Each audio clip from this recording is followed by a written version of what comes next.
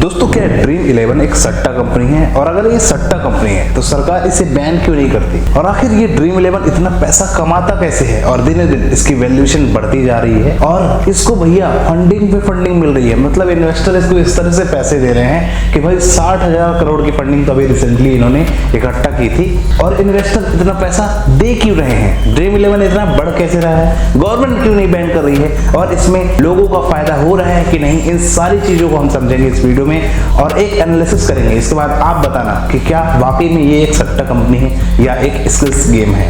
आइए वीडियो को शुरू करते हैं। अगर अभी तक आपने हमारे चैनल को सब्सक्राइब नहीं किया तो चैनल को सब्सक्राइब और वीडियो को लाइक जरूर करिएगा।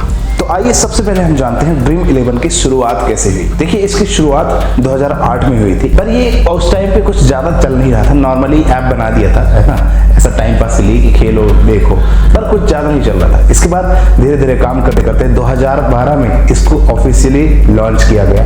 और जब लॉन्च किया गया तब ज्यादा इसमें यूजर नहीं थे और थोड़ी बहुत यूजर आए, है ना, खेले देखे लोग, और ये कुछ अलग तरीके से उस टाइम पे काम करता था। और फिर इन्होंने एक अच्छा कॉन्सेप्ट इस तरह से बनाया कि चलो यार हम एक फैंटेसी गेम का ऑप्शन देते हैं कि भाई आप क्रिकेट पे आप मैच पे पैसे लगाओ, टीम बनाओ, और इस सब चीजों को उन्होंने एक कैलकुलेशन करके एक ऐप बना डाला, एक पूरी तरह से फैंटेसी गेम का।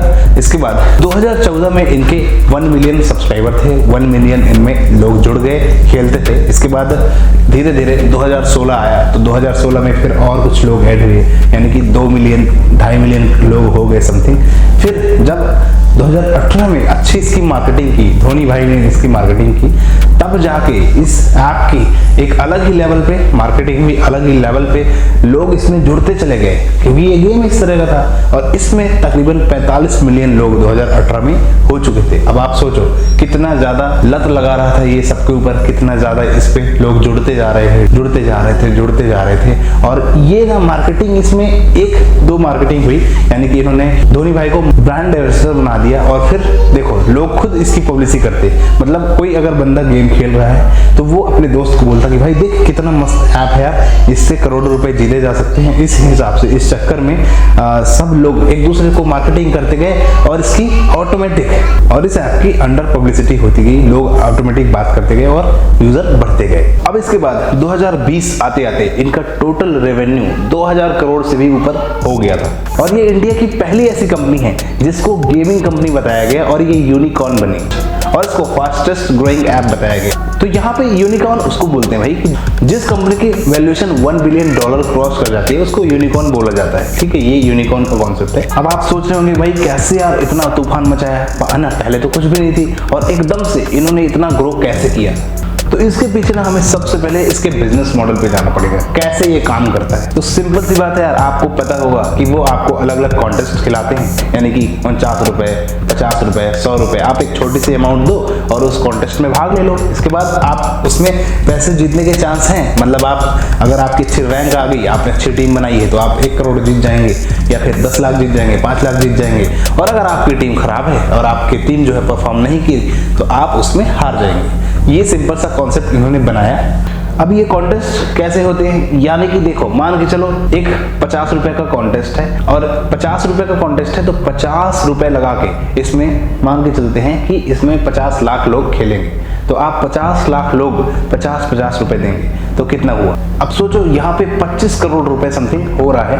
अब 50-50 रुपए लोग अगर यहाँ पे इतने लोग देंगे तो एक बड़ा सा प्राइस पूल रख दिया जाएगा। अब यहाँ पे कंपनी के पास टोटल पैसा आया 25 करोड़, तो ये प्राइस पूल रखते हैं उससे कम, यानी कि बोल देंगे कि भाई चलो 18 करोड़ रुपए हम लोगों में बांटेंगे, बाकी 7 करोड़ रुपए कंपनी रख लेगी। अब यहाँ पे आप जीते या ना जीते, आप हारे जीते, कंपनी इससे कोई मतलब नहीं, कंपनी को कोई मतलब नहीं। आप चाहे हार जाए चाहे आप जीत जाए, जीत गए तो आपको पैसे मिलेंगे, हार गए तो कोई दिक्कत नहीं, पर कंपनी यहाँ पे ग्रो करेगी।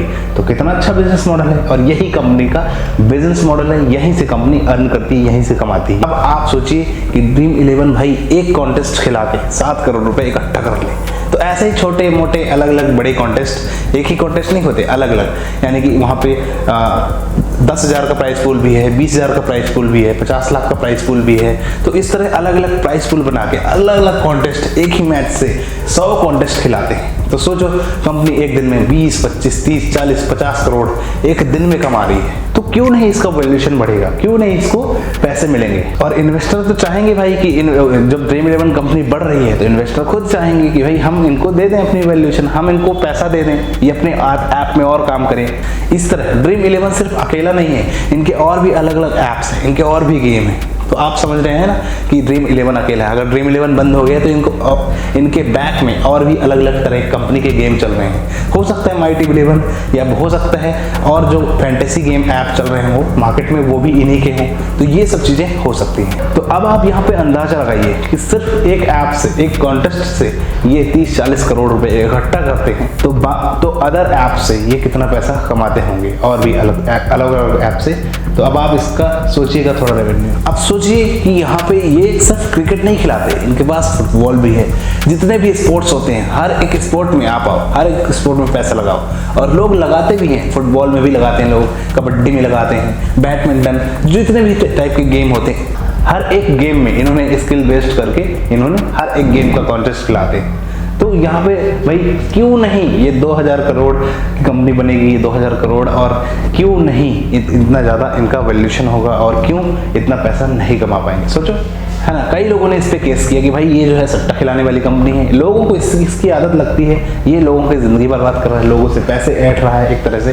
तो भाई इस पे केस हुआ, है ना, केस किया गया। अब इस पे जब केस हुआ तो हाई कोर्ट ने इसको बोल दिया कि भाई नहीं, ये तो भाई जो गेम है ये सट्टा नहीं खिला रही है, ये एक माइंड गेम है, स्किल्स गेम है ना। क्यों स्किल्स गेम? क्योंकि भाई गवर्नमेंट की नज़र में जो एक प्रोबेबिलिटी होती है कि आप या तो जीते या तो हारे, अगर ये प्रोबेबिलिटी है तो आप ये सट्टा कह सकते हैं। यानी कि आप ऐसा है ना कि भाई ये मैं यहाँ पे बैठ के ताश के पत्ते खेल रहा हूँ, उसमें पैसे लगा रहा हूँ, तो ये एक सट्टा है, ठीक है। मैं गोटी चला रहा हूँ कि ये लो 1 का 2, वो भी एक सट्टा है। कहीं पे जुआ खेल रहे हैं हम, वो भी एक सट्टा है। किसी क्रिकेट पे हम लगा दें, किसी टीम पे लगा दें कि भाई हम इंडिया पे 1 लाख रुपए लगा दिए, तो ये एक सट्टा है। लेकिन यहाँ पे 2 देशों के बीच में मैच होता है, तो जो पैसा लगाया जाता है ना उन सब खिलाड़ियों पे लगाया जाता है। यानी कि आप एक टीम से कुछ खिलाड़ी लो और दूसरी टीम से कुछ खिलाड़ी लो, तो दोनों टीम पे हुआ ना, अब आप लगाओ। तो ये इसको गवर्नमेंट ने बोल दिया नहीं, ये सट्टा नहीं है, ये तो है स्किल्स बेस्ड गेम,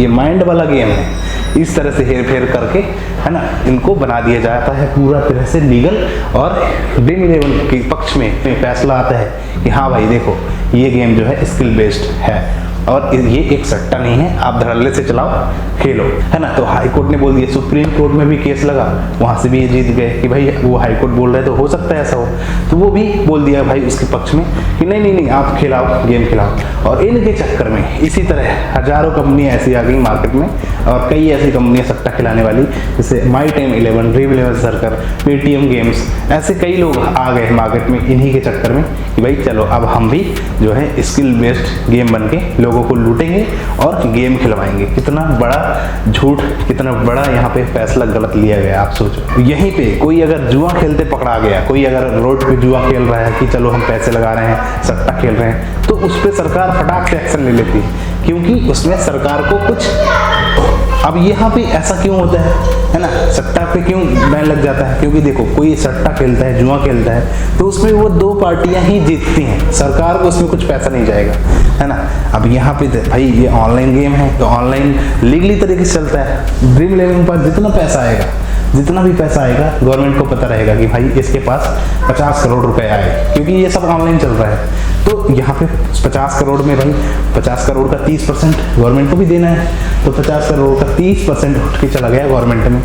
तो ये कंपनी की तरफ से भी गया, और जो बंदा पैसा जीत रहा है वहां से भी उठ के गया। तो कितना पैसा मिल रहा है गवर्नमेंट को? सोचो, कितना ज्यादा टैक्स गवर्नमेंट को मिल रहा है। गवर्नमेंट कहेगी कि इसको बैन कर दो, गवर्नमेंट नहीं कहती। अगर कोई अलग से ऑफलाइन सट्टा खेल रहा है, उसमें गवर्नमेंट को कुछ नहीं जा रहा, तो उसमें गवर्नमेंट को दिक्कत हो जाएगी। ये सिंपल सी बात, कड़वी है लेकिन बहुत बड़ी है। तो उसमें दिक्कत हो जाती है गवर्नमेंट को, और फिर वो वो जो है उनको पकड़ के जेल में डाल देंगे या उन पर फाइन लगाएंगे, जो भी है ये सब चीज़ें चलती हैं। तो दोस्तों कुल मिला के ये इस तरह से वर्किंग हुई। अब यहाँ पे एक प्रोबेबिलिटी ये हो सकती है भाई कि क्या आप इसमें जो है 1 करोड़ जीत सकते हैं या नहीं, मेन क्वेश्चन।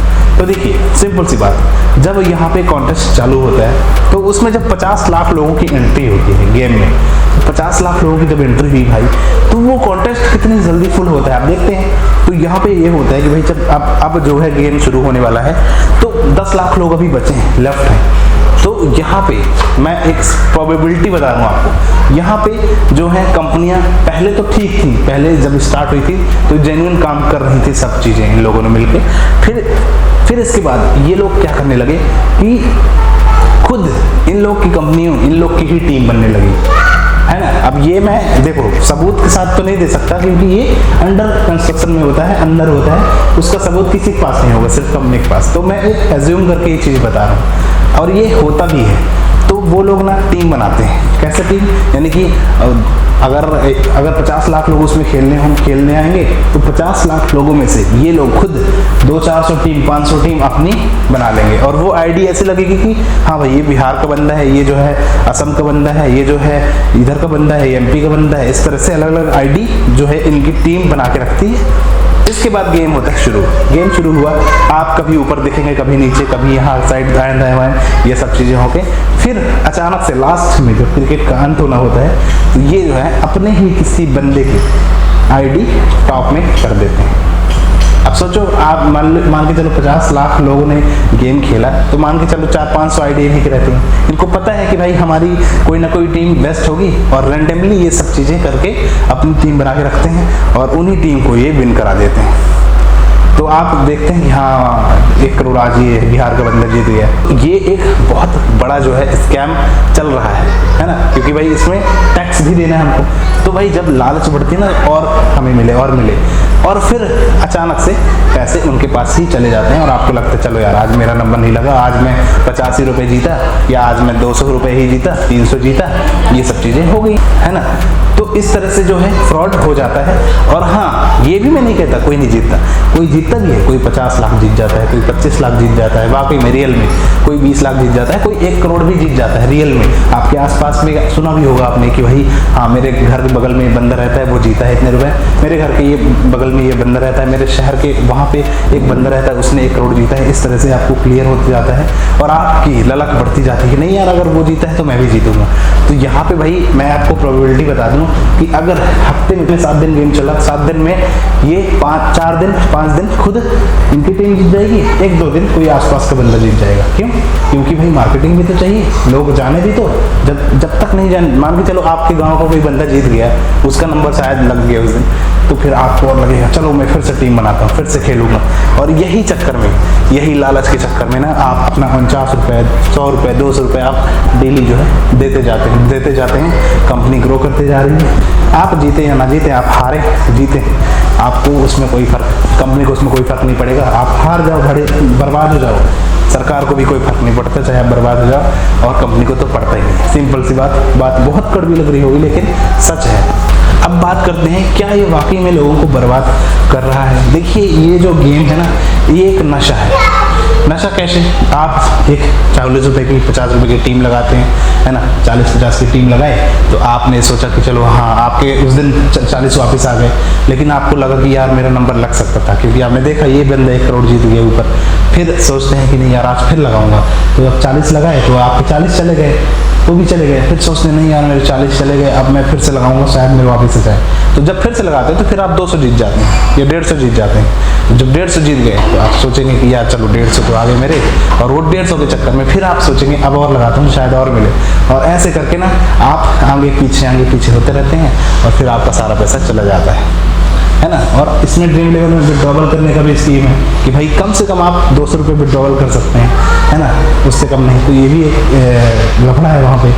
तो ये सब चीज़ करके ना लोगों की इसमें इतनी गंदी आदत लगती है, इतनी बुरी आदत लगती है कि वो एक तरीके से ख़त्म होने चला जाता है, बर्बाद होने चला जाता है। और वो माइंड से अपने दिमाग से प्रेशर लेता है कि यार मैं नहीं जीत पा रहा हूँ, मैं नहीं जीत पा रहा हूँ, वो जीत गया, आज वो 2000 जीत गया, वो 3000 जीत गया, मैं क्यों नहीं जीत रहा हूँ। ऐसे करके ना आप अपना पैसा जो है, मेहनत की कमाई उस कंपनी को दे रहे हैं, उस कंपनी को बढ़ा रहे हैं। और कंपनी देखना एक दिन कितनी बड़ी बनेगी, क्योंकि ये जो है लोगों की इतनी आदत लग चुकी है कि भाई वो दिन भर टीम के बारे में सोचते हैं कि आज मैं ऐसी टीम बना लूंगा, आज मैं 10 टीम बना लूंगा, शायद 10 टीम में अलग अलग वाइस कैप्टन सेट करके ऐसा कर लूंगा। और ये सब चीज़ें करते करते करते करते करते खत्म। तो ये सब चीज़ें जो है होती हैं, और इस तरह से कंपनी जो है पैसा खूब कमा रही है और लोग बर्बाद होते जा रहे हैं। कंपनी बढ़ती जा रही है, लोग बर्बाद होते जा रहे हैं, अपना पैसा देते जा रहे हैं। हो सकता है किसी एक आध की किस्मत चमक जाती है, वो 1 करोड़ जीत जाता हो, बाकी जो है 10-20 रुपए में ही खुश रह जाते हैं। ये चीज़ें हैं। तो बस आप समझ गए इसका पूरा मॉडल कैसे ये काम कर रहे हैं, क्या क्या चीज़ें हो रही हैं। आई होप आपको काफ़ी कुछ समझ में आया होगा इस वीडियो से, है ना। गवर्नमेंट क्यों बैन नहीं कर रही है, कंपनी क्यों बढ़ रही है और लोग क्यों बर्बाद हो रहे हैं, इन सब चीज़ों को आपने समझा होगा। तो आज ही अनइंस्टॉल करें, जितने भी फैंटेसी गेम हैं अनइंस्टॉल करें और जानें कि भाई वाकई में हम इसमें पैसा नहीं जीत सकते। और अगर आप कभी जीत भी लेंगे ना, तो आपका माइंड जीवन भर काम नहीं करेगा। आप सिर्फ यही सोचते रहेंगे कि फिर से मैं पैसा लगाऊं इसमें, शायद जीतूं, फिर से इसमें पैसा लगाऊं, शायद जीतूं, और आप कुछ भी नहीं करेंगे, है ना। और वो जो आप पैसा जीतेंगे ना, 2-4 लाख 5 लाख जीत लेंगे, फिर उसके बाद आपकी ज़िंदगी जो है वहीं खत्म हो जाती है, आप वहीं कंफर्ट में रह जाते हैं। फिर आगे आप कुछ नहीं कर पाएंगे, कुछ मेहनत का काम आप नहीं कर पाएंगे। कभी ऐसी सिचुएशन आ गई कि हमको खूब मेहनत करना पड़े, हमको काम करना पड़े, तो आप वो नहीं कर पाएंगे, क्योंकि शॉर्टकट की आदत लग गई। आप शॉर्टकट तरीके से पैसा जीत गए, अब आपकी आदत तो लग गई भाई पैसा शॉर्टकट वाला खाने का, तो ये एक बहुत गंदी आदत हो जाती है। आई होप आपको इसमें काफ़ी कुछ समझ में आया हो, काफ़ी कुछ सीखे हों, और इस तरह से कि यार आप कुछ स्टार्टअप करें, कुछ काम करें, कुछ बिजनेस करें, ताकि बहुत ऊपर तक जाएं। और आप ये शॉर्टकट मत यूज़ करिए, क्योंकि ये शॉर्टकट आपको एक दिन बर्बाद कर देगा। तो यहीं पे करते हैं वीडियो खत्म, और फिर मिलेंगे अगली वीडियो में। धन्यवाद।